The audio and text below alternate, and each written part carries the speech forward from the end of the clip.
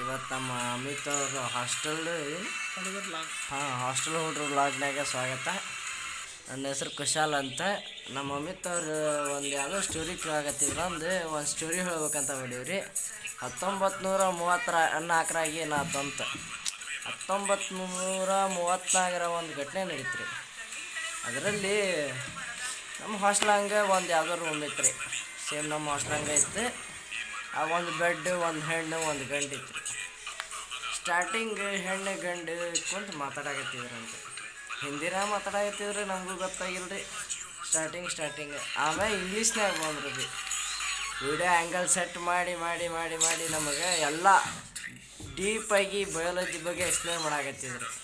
ನಾವು ನೋಡ್ತೀವಿ. ಅದ್ರಾಗ ಅದು ಎಷ್ಟು ಸ್ಟೆಪ್ಸ್ ಇರ್ತಾವಲ್ಲ ಟೋಟಲ್ ಎಷ್ಟು ಸ್ಟೆಪ್ಸ್ ಇರ್ತಾವ ಅಂತ ಗೊತ್ತಿಲ್ಲ ರೀ. ಅದ್ರಾಗ 3-4 ಅಂತೂ ಚಲೋ ಹೊತ್ನಾಗ ತೋರಿಸ್ಯಾರ ರೀ ನಮಗೆ. ಆ ಘಟನೆ ನೋಡಿ ನಾವು ಎಷ್ಟು ಇನ್ಸ್ಪೈರ್ ಆಗೀವಂದರೆ, ಅದನ್ನು ವೇಟ್ ಕೂಲ್ ಅನ್ನೋದಂದ್ರೆ ನಮ್ಮ ಕಿರಣವ್ರ ಬರ್ಡೇ ದಿನನೂ ಎಲ್ಲ ಮಾಡಿ ತೋರಿಸ್ಬಿಟ್ಟೀವಿ. ಇದ್ರ ಮ್ಯಾಗ ಏನು ಹೇಳ್ಬೇಕಂತ ಹೇಳವಲ್ರಿ. ಈ ಘಟನೆ ಆದ್ಮ್ಯಾಗ ಅವ್ರ ಮ್ಯಾಗ ಕೇಸ್ ಆಗೈತಿ, ಎಲ್ಲ ಸತ್ತಾರ ಬದುಕ್ಯಾರ ಅಂತಲೂ ಗೊತ್ತಿಲ್ಲ ರೀ. ಅದು 1934 ಆಗಿರೋ ಘಟನೆ. ನಾವು 2026 ಆಗದೀವಿ.